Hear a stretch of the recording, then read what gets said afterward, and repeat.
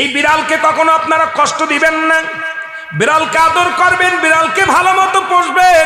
বিড়াল যদি কোনো জাতির জন্য দোয়া করে, কোনো গৃহস্থর জন্য দোয়া করে, ওই সংসারের মধ্যে উন্নতি শুরু হয়ে যায়। ওই সংসারের মধ্যে আর এক নাম্বার হলো, যে ঘরে বিড়াল থাকে সেই ঘরে জিন আসতে পারে না, জিন বাস করতে পারে না। আর একটা ঘোষণা শোনালেন, নবীজি বলে গেছেন, যে ঘরের মধ্যে বিড়াল ছানা বাস করে ওই ঘরের মধ্যে জিন জাতি প্রবেশ করতে পারে না। তাহলে ছোট ছোট মাসুম বাচ্চাগুলো যে ঘরের মধ্যে থাকে, মুসলমান অনেক সময় জিনের আশ্রয় পড়ে যায়, কোন অনেক সময় জিনে আসর করে, ওই ঘরের মধ্যে জিনে আসর করে। যে ঘরের মধ্যে বিড়ালকে আদর করে বিড়াল থাকে, ওই ঘরের মধ্যে বিলাই বিড়াল বিড়াল বিলাই বিলাই, এইটা যার ঘরের মধ্যে আছে এই ঘরের মধ্যে দুষ্ট জিনেরা আসতে পারে না। জোরে জোরে চিল্লায়া বলা যাবে না মারহাবা।